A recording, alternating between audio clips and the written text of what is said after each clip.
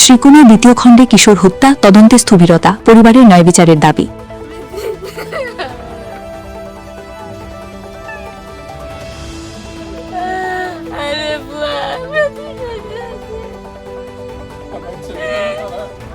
কাছাড় জেলার বড়খোলা বিধানসভা কেন্দ্রের শ্রীকোনা দ্বিতীয় খণ্ডে এক কিশোরের রহস্যজনক মৃত্যু ঘিরে চাঞ্চল্য ছড়িয়েছে। 2 মাস পেরিয়ে গেলেও তদন্তে দৃশ্যমান অগ্রগতি না হওয়ায় ক্ষোভে ফুঁসছে পরিবার ও এলাকাবাসী। 17 বছর বয়সী মোহাম্মদ আফ্রিদির মৃত্যুকে কেন্দ্র করে শোকের ছায়া নেমে এসেছে শ্রীকোনা দ্বিতীয় খণ্ডে। পরিবারের অভিযোগ, স্থানীয় ফকর উদ্দিনের পুকুরে স্নান করতে গিয়ে আফ্রিদি হামলার শিকার হন। অভিযোগের তীর স্থানীয় বাসিন্দা ফারুক আহমেদের ছেলেদের দিকে, যারা নাকি তাকে বেধড়ক মারধর করে। ঘটনার পর আফ্রিদিকে গুরুতর অবস্থায় উদ্ধার করে চিকিৎসাকেন্দ্রে নিয়ে যাওয়া হলে চিকিৎসকরা তাকে মৃত ঘোষণা করেন। পরবর্তীতে সম্পন্ন হওয়া পোস্টমর্টেম রিপোর্টে মৃত্যুকে হত্যাজনিত বলে উল্লেখ করা হয়েছে এবং শরীরের বিভিন্ন স্থানে আঘাতের স্পষ্ট চিহ্ন পাওয়া গেছে। এই ঘটনাকে কেন্দ্র করে সংশ্লিষ্ট থানায় একটি মামলা দায়ের করা হলেও অভিযোগ অনুযায়ী ঘটনার 2 মাস অতিবাহিত হলেও এখনও পর্যন্ত অভিযুক্তদের গ্রেফতার করা হয়নি। তদন্তের অগ্রগতি নিয়েও প্রশ্ন উঠতে শুরু করেছে। নমস্কার, আসসালামু আলাইকুম। আমার নাম আউলাদ হোসেন, শ্রীকোনা পার্ট 2 বরাপার আমার বোর। আমার ছেলে বিগত 15 ফেব্রুয়ারি ফারুক আহমদের পুষ্করিণীতে স্নান করতে গেছে। যাওয়ার পরে অনেক দেরি হওয়ার কারণে আমি খুঁজতে বাইরেছি। খোঁজাখুঁজি করিয়া একবার ইয়া দেখলাম যে তার সাবান আছে, জিয়া আছে, নাই। এখানে 4 জন মিস্ত্রি কাজ করে, তারারে জিগাইলাম আমার ছেলেরে দেখছো নি? তারা কইল না, দেখছি। এরপরে আমি এখান থেকে আই গেলাম। আবার আমি গেছি। আবার যাওয়ার পরে ফারুক আহমেদের ভাই সিদ্দিক আহমদের বউ কইল যে ভাই আপনার ছেলেরে ফানিত খুঁজলে আপনি পাইবা। আমি কইলাম আমার ছেলে ফানিত কেন খুঁজতাম? আমার ছেলে তো সাঁতার জানে।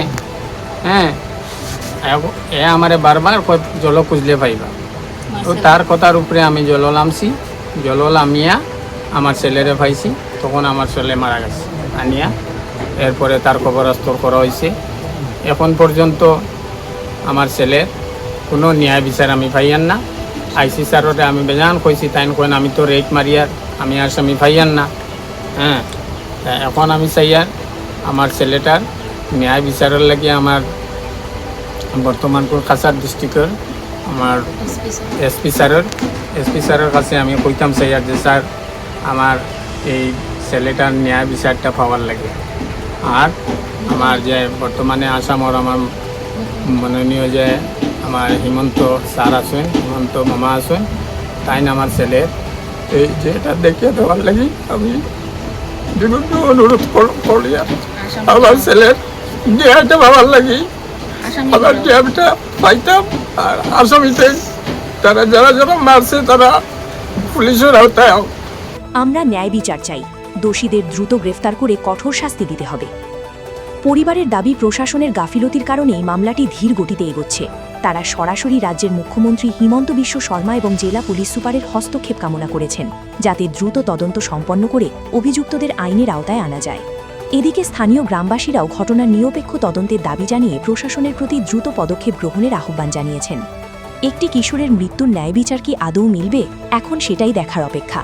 তদন্তের গতি বাড়িয়ে দোষীদের শাস্তি নিশ্চিত করতে প্রশাসন কি পদক্ষেপ নেয়, সেদিকেই তাকিয়ে শ্রীকোনা দ্বিতীয় খণ্ডের মানুষ। আমার নাম আয়েশা বেগম। আমার ছেলে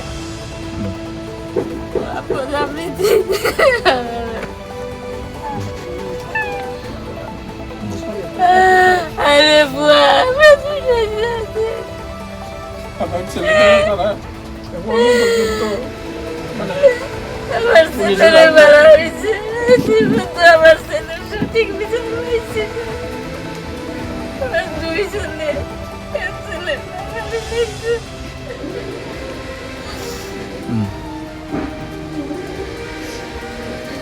একটু কি হয়েছে? একটু আমার ছেলে